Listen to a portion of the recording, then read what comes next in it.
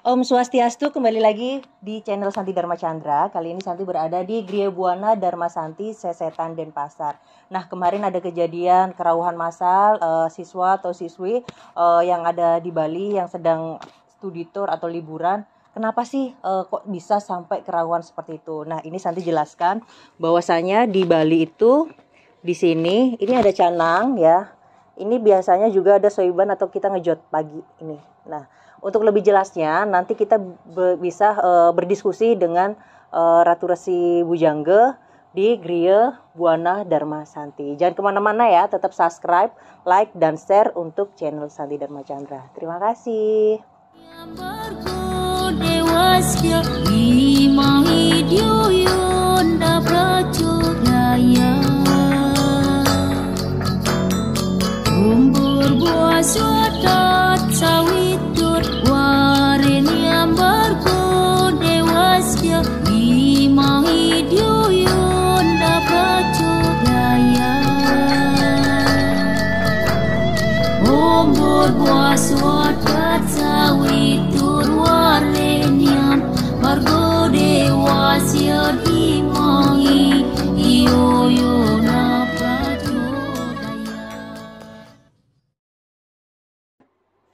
Om Swastiastu.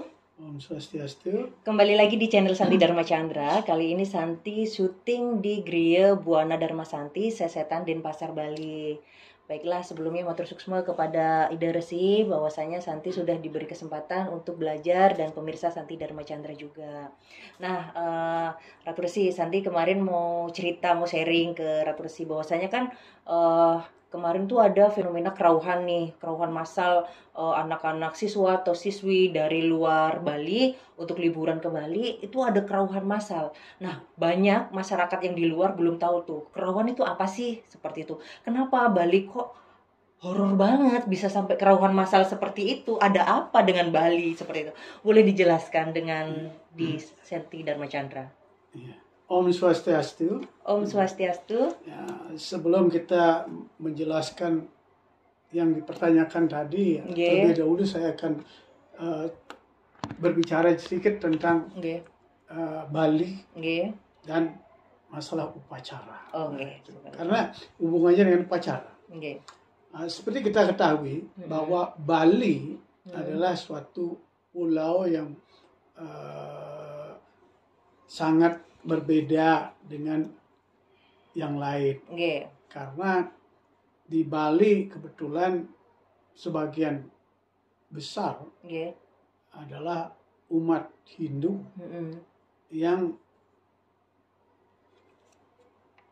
melakukan upacara-upacara dengan konsep-konsep melaksanakan upacara memakai upakara.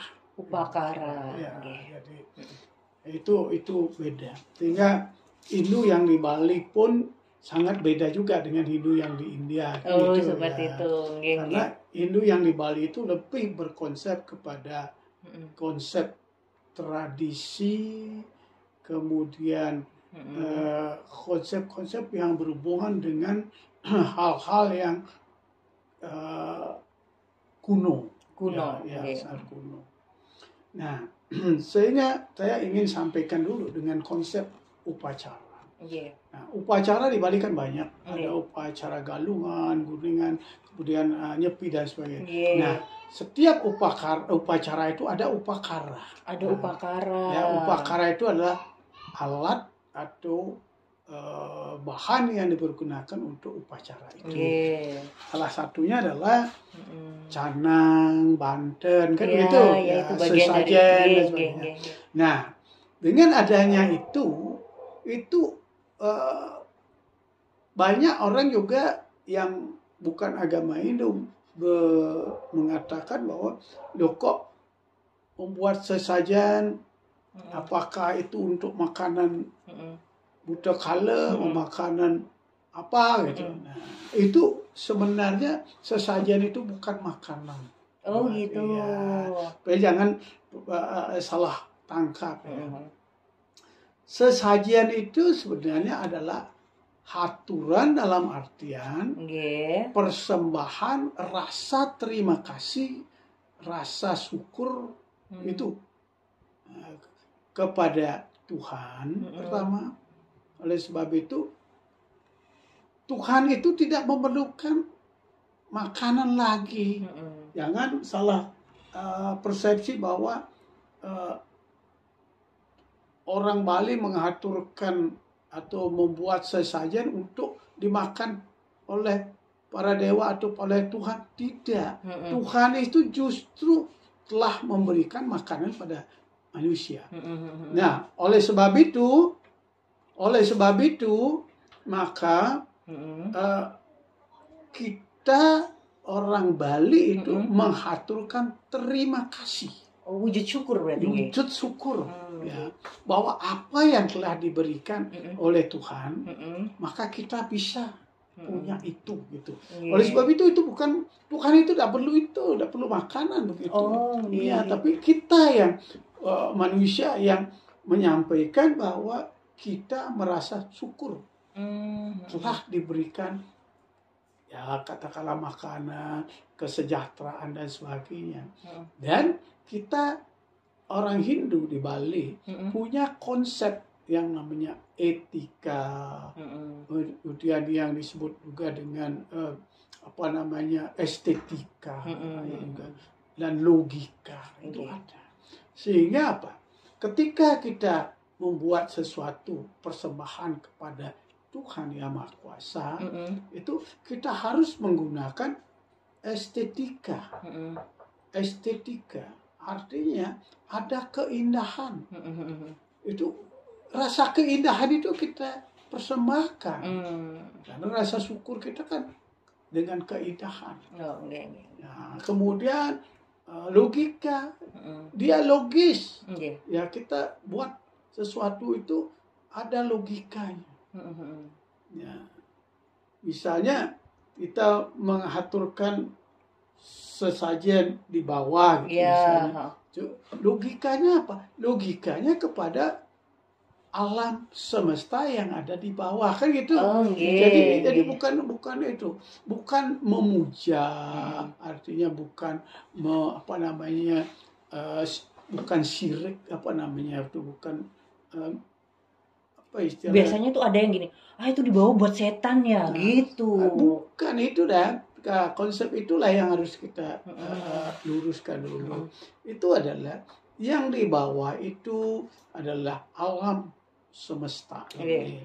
Karena dalam ajaran Hindu kita mengenal apa yang disebut pertiwi, ya, kemudian pertiwi itu adalah tempat kehidupan segala sesuatu. Banyak hal-hal yang hidup di sana. Misalnya ciptaan Tuhan yang dibawa itu ada semut, ada apa, cacing, ada cacing dan sebagainya semua itu ada.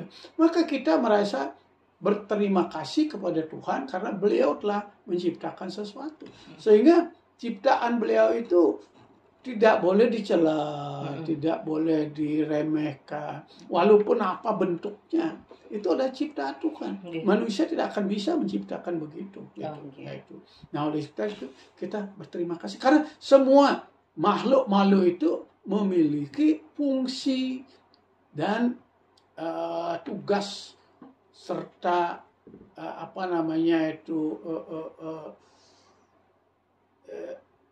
penyeimbang dunia itu sendiri. Ya, katakanlah cacing buat menggemburkan tanah, buat semut ada fungsinya, fungsinya. Sehingga semua yang diciptakan Tuhan itu memiliki fungsi yang berbeda-beda, tetapi dibutuhkan juga oleh manusia gitu. Sehingga janganlah seperti sekarang ini banyak hal-hal yang sudah hilang. Misalnya burung-burung sudah habis dan sebagainya, itu tuh ekosistem itu kan tidak seimbang. Itu. Nah, itulah gunanya orang melakukan upacara di Bali. Jadi bukan menyembah. Kan kadang-kadang di batu, di atas batu itu ada itu tempatnya tinggi, maka orang Bali itu menghormati tempat supaya tempatnya dihormati, tidak sembarang kita melihat tempat-tempat itu kita harus hormati tempat dimanapun tempat itu harus. Oleh sebab itu kita orang Hindu itu selalu dimanapun kita berada, ya dari walaupun tidak di Bali, maka kita akan menghormati tempat itu. Harus tetap menghormati dimanapun berada ya. Sama dengan pepatahnya orang Indonesia mengatakan di mana bumi dipijak, maka di sanalah langit dijunjung. Itu yang sebenarnya itu. Nah, jadi kembali kepada fenomena tadi. Canang tadi ya, Banten itu. Jadi Banten itu sebenarnya adalah sesuatu hal yang tadi saya katakan bukan makanan. Bukan makanan setan dan sebagainya, bukan. Tetapi rasa terima kasih kita. Aturan terima kasih. Dan bayangkan ketika kita mengaturkan sesuatu dengan membentuk sesuatu dengan indah, maka rasa keindahan dalam diri itu keluar. Kemudian ketika itu kita membuat upacaranya besar dengan buah yang indah, buah yang lezat, makanan yang lezat, maka yang akan menerima itu kan bukan Tuhan, kan bukan setan, tetapi yang menerima itu kan kita sendiri.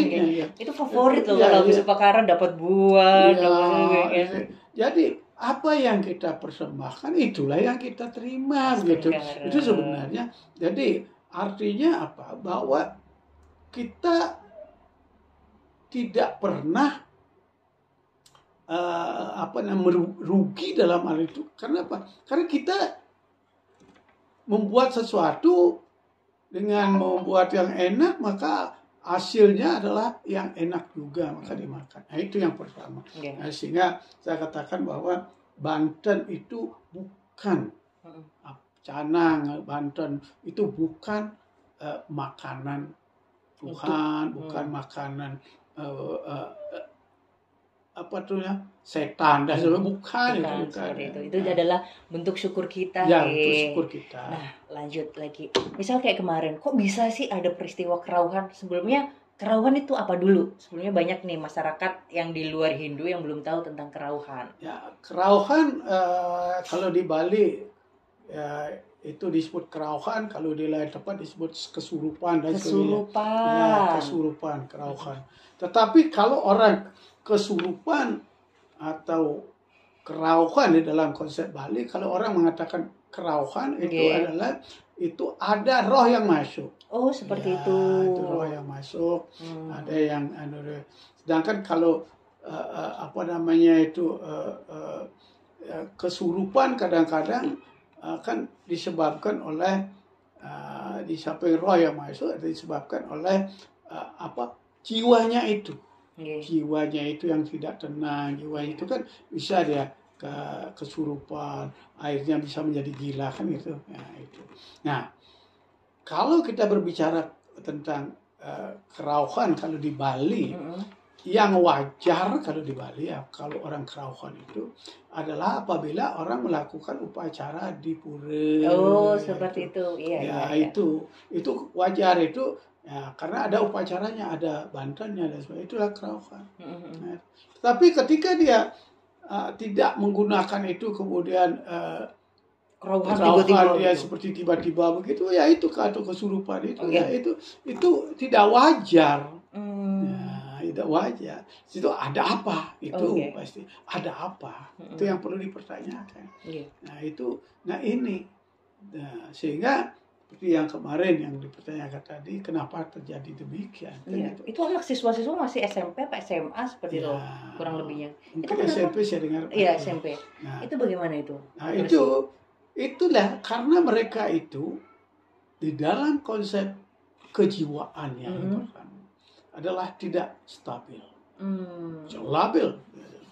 Apalagi dia selalu berpikir kepada itu tempatnya setan. Berpikir negatif.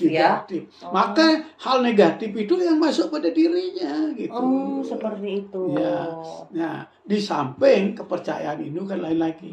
Ya, itu samping memang ada orang mengatakan keduken gitu ya. Keduken itu apa? Keduken itu disalahkan. Gitu. Ya, disalahkan. Karena kalau yang menyalahkan bukan Tuhan, adalah makhluk-makhluk astral yang di bawah gitu. Ya itu karena apa? Mungkin etika seseorang, mungkin karena apa namanya itu pembicaraan kurang bagus, kemudian dia akan menginspirasi kepada dirinya sendiri. Itu kalau itu kan begitu. Apa yang kita lakoni, apa yang kita itu pasti masuk dalam diri kita sendiri. Oleh sebab itu hati-hati juga berbicara yang baik. Berarti di sini Santi nangkepnya bahwasanya apa yang kita pikirkan, apa yang kita lakukan, apa yang kita ucapkan itu akan semesta akan memberikan respon feedback ke kita. Oh, seperti itu. Ya, itulah psikologi. Oleh sebab itu di dalam ajaran Hindu itu penuh sekali dengan hal-hal, ada psikologisnya, ada segalanya. Oleh sebab itu ketika Anda bermeditasi, sembahyang dengan kusyuk, maka Anda akan mendapatkan kekusyukan itu. Itu. Oleh sebab itu lakonilah sesuatu dengan yang khusyuk. Kemudian kedua, jangan membuli orang. Oh, jangan membuli. Iya, seperti tadi yang itu tuh orang membuat sajian dianggap makanan setan, kok setan dibuka, itu bukan itu kan sama dengan membuli itu. Ya, itu dibilang makanan setan misalnya. Ya, oleh sebab itu dan sesuatu adalah sesuatu persembahan itu adalah rasa syukur sebenarnya kita, rasa syukur kita kepada Yang Maha Kuasa, kemudian kepada ciptaan-ciptaan beliau. Karena semua ciptaan beliau itu kita manusia tidak bisa membuat. Maka kita bersyukur. Dan dalam konsep ajaran Hindu kita kenal dengan konsep ulas asih. Ulas asih. Ya, ulas asih itu artinya kita harus sayang kepada sesama, sayang kepada makhluk, sayang kepada keluarga, sayang kepada Tuhan. Kan begitu. Itu yang penting. Bukan hanya bicara, tetapi perilaku. Ketika perilaku itu kita lakoni, maka kita akan tenang, akan akan selamat dan sebagainya, bahagia. Tapi ketika perilaku itu kita balikkan menjadi perilaku yang jelek, maka itu akan mengikuti kita terus. Kenapa? Karena itu psikologis, secara psikologis. Ya, itu mengikuti.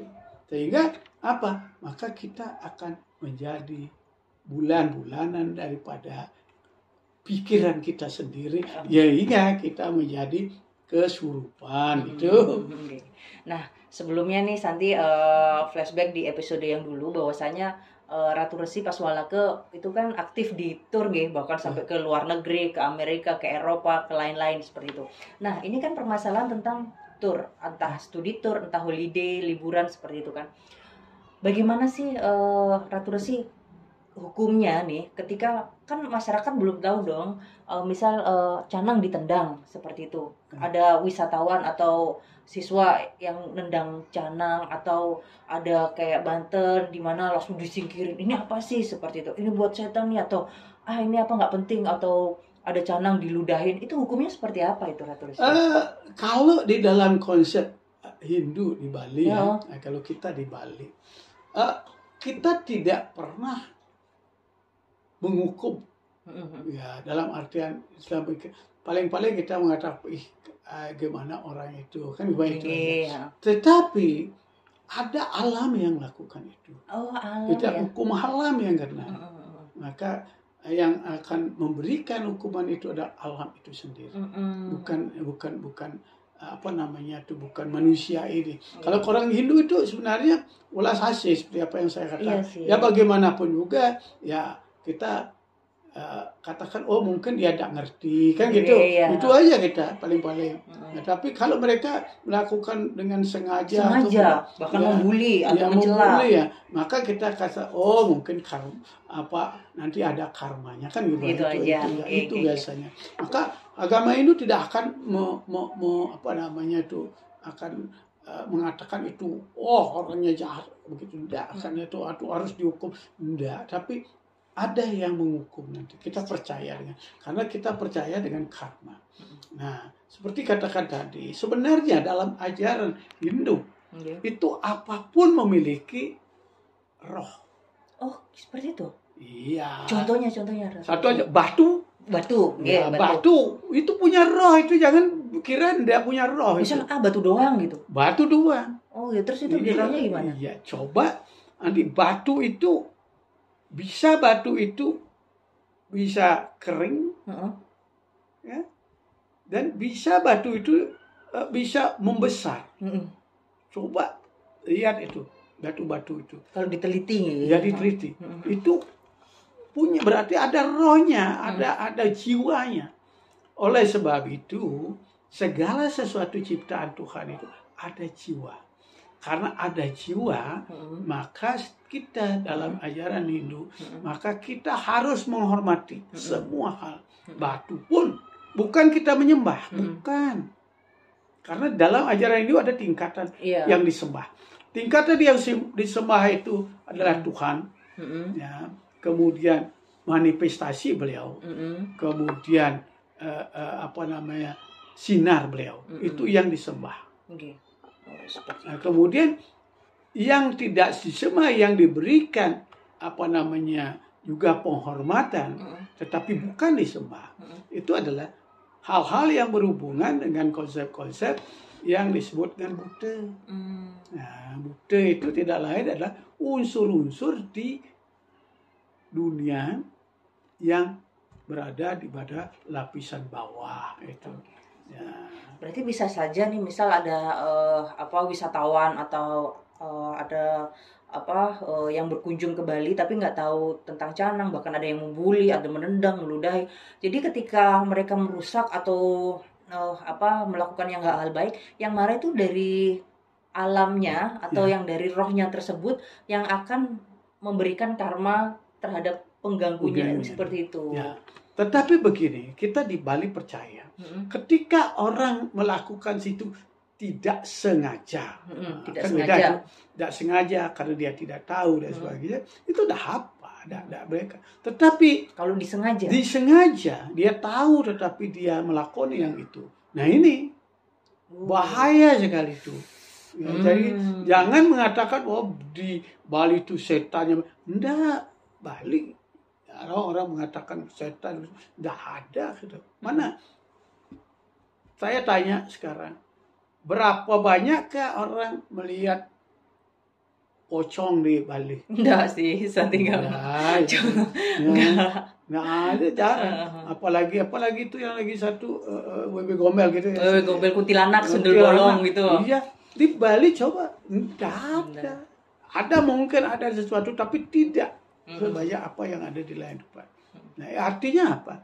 Bahwa roh-roh atau hal-hal yang demikian itu sebenarnya di Bali itu, kita orang Bali itu, orang Hindu itu adalah sering menyucikan, membersihkan, bahkan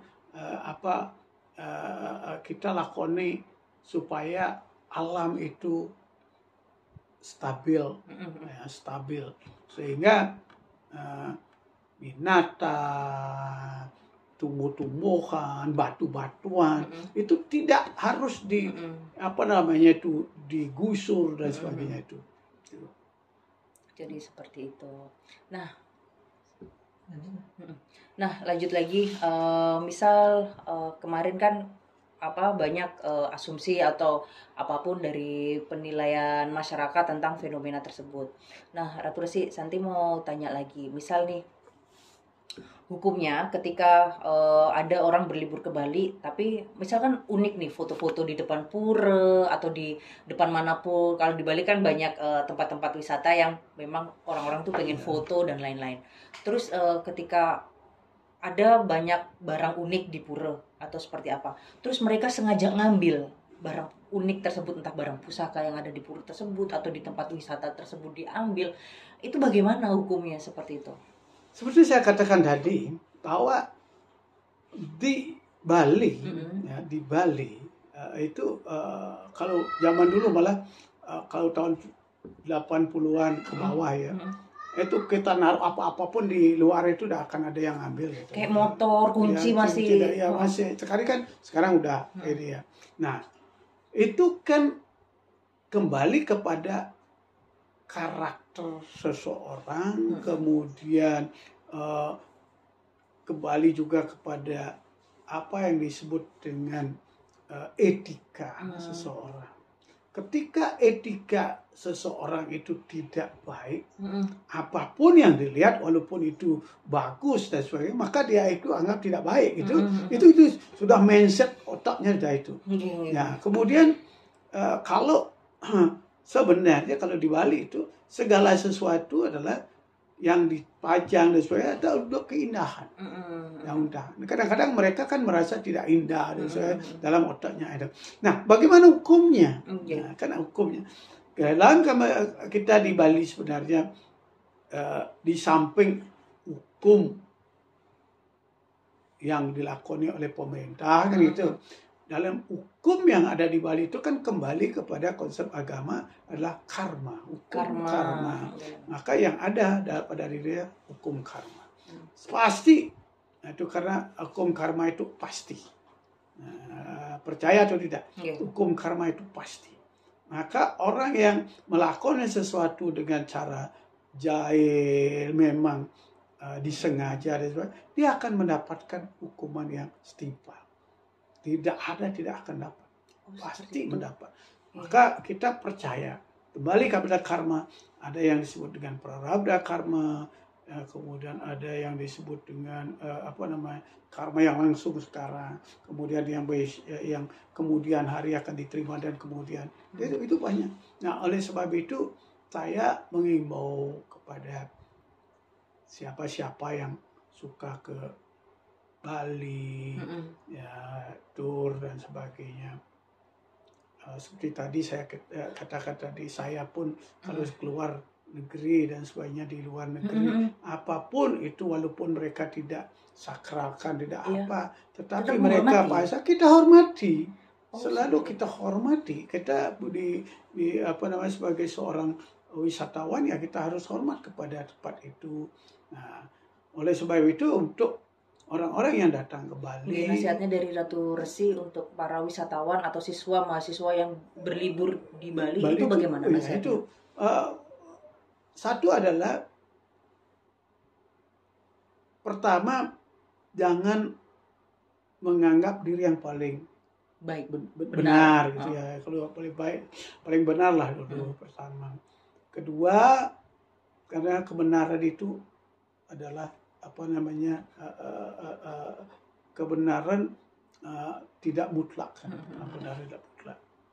Kemudian kedua, hormatilah apa-apa yang ada di luar daripada diri kita, karena belum tentu yang baik buat diri kita bagi orang lain itu adalah baik. Ada yang buruk buat diri kita, yang lain itulah. Satu contoh misalnya makanan. Itu makanan. Satu orang mengatakan makanan. Ada yang senang dengan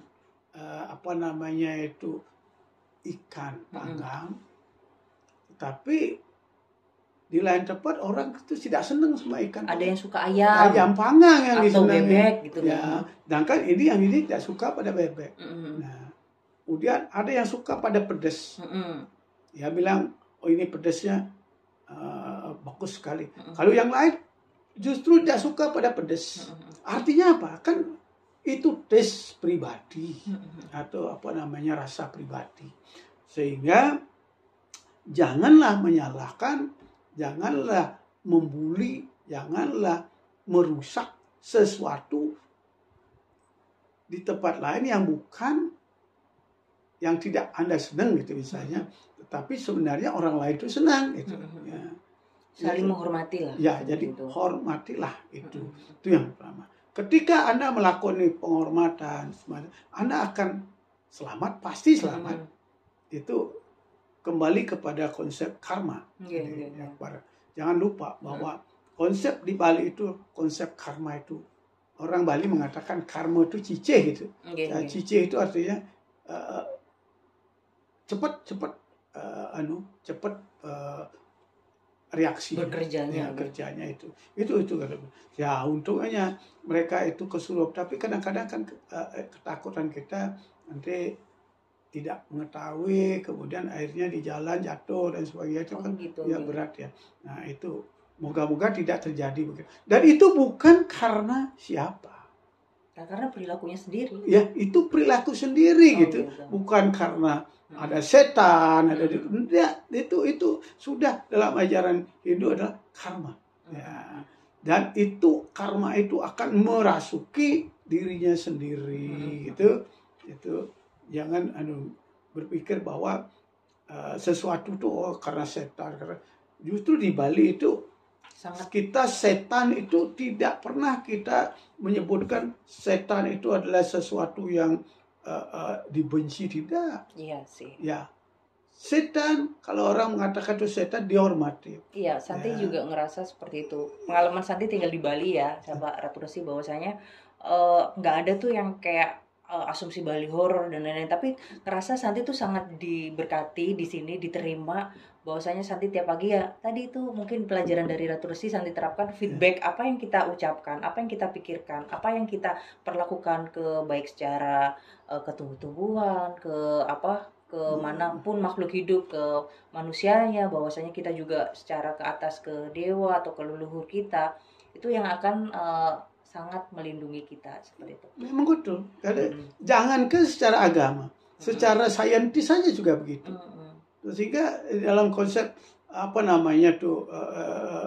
orang membuat tanaman-tanaman dengan diiringi, atau dia memelihara tanaman diiringi dengan musik yang sendu, musik yang manis, kemudian maka tanaman itu pun tumbuhnya kan baik juga. Ya, itu kenapa? Karena itulah kembali kepada jiwa itu. Jiwa. Ini. Nah, terus sih ini pertanyaan lagi ya.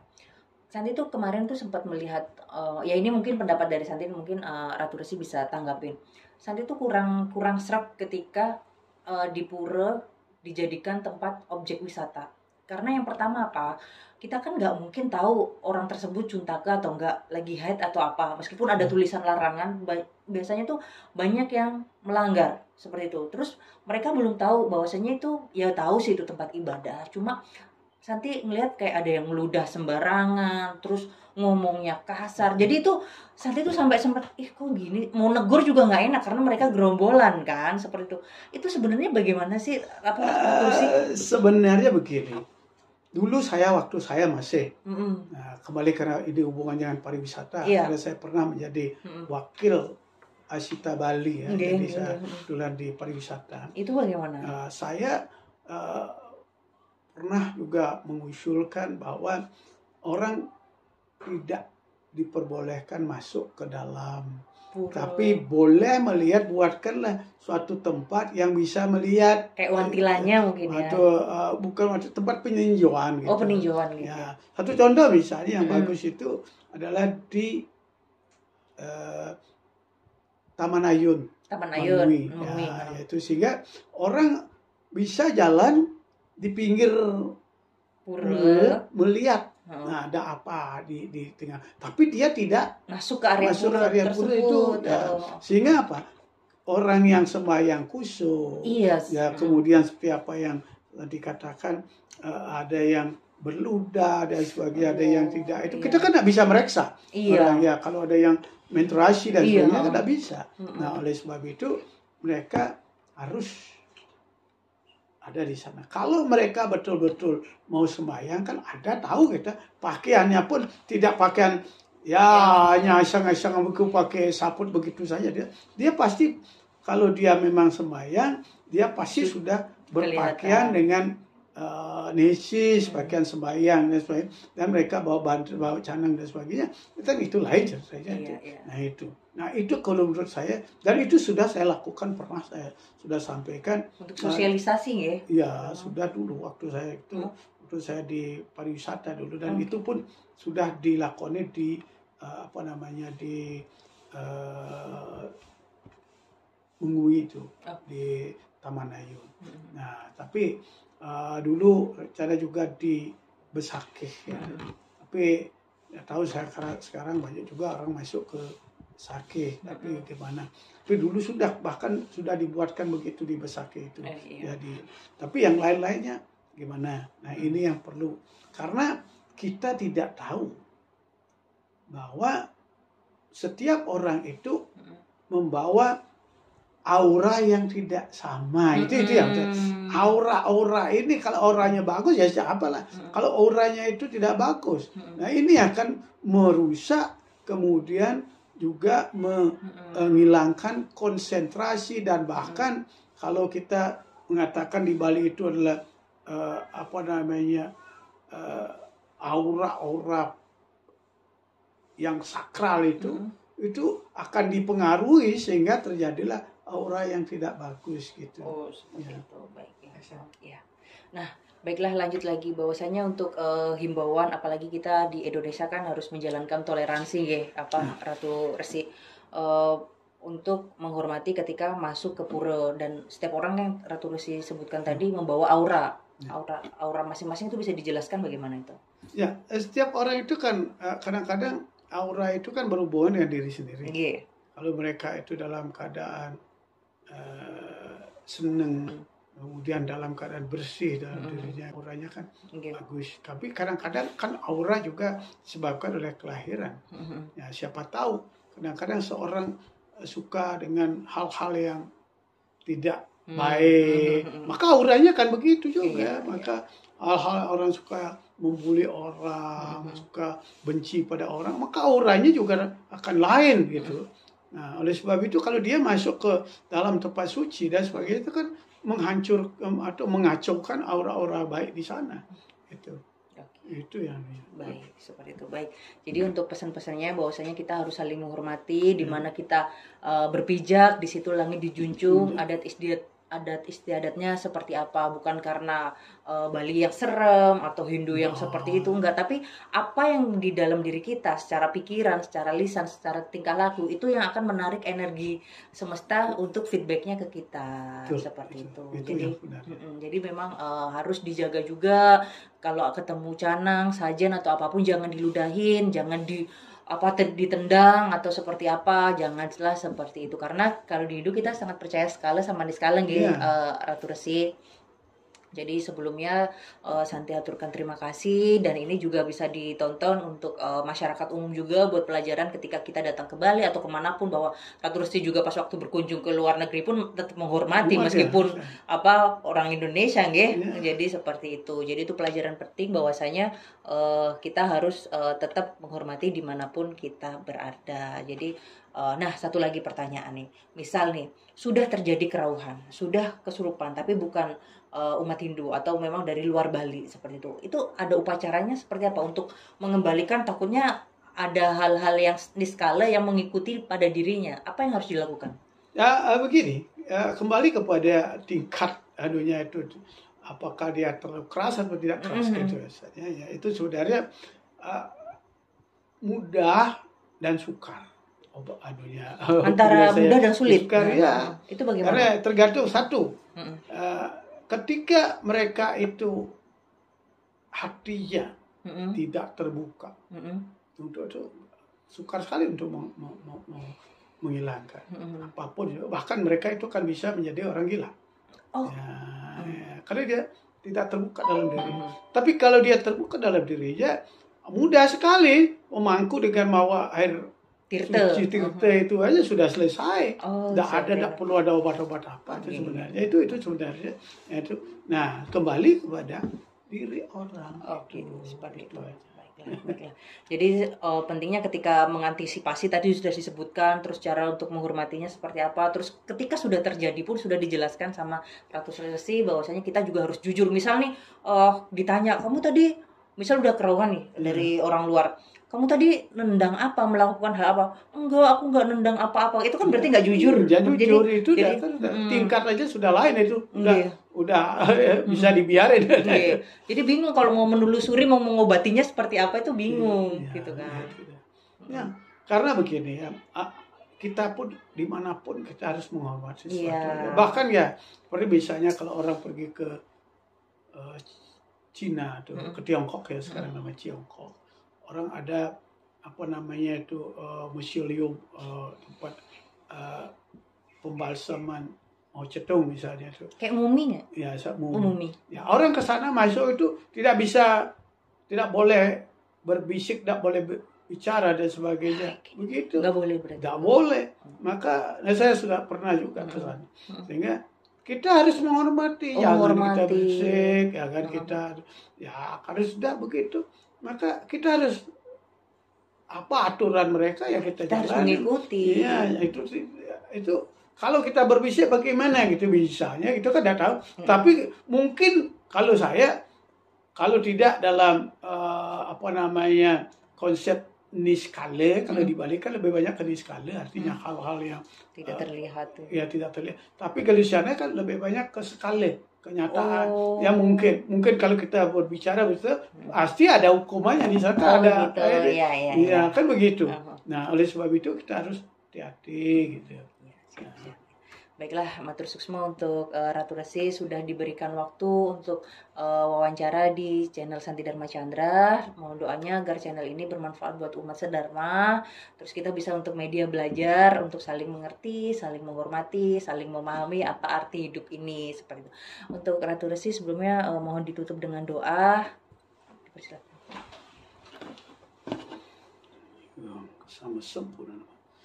Ya mertani ya syarasya ya namani anak tayat dirgayu syamawab note ya bawet am dirgayu rastu tatas tuas namaku am guna mastu am subam bontu am sukam bontu am sabde uriastu namaso am santi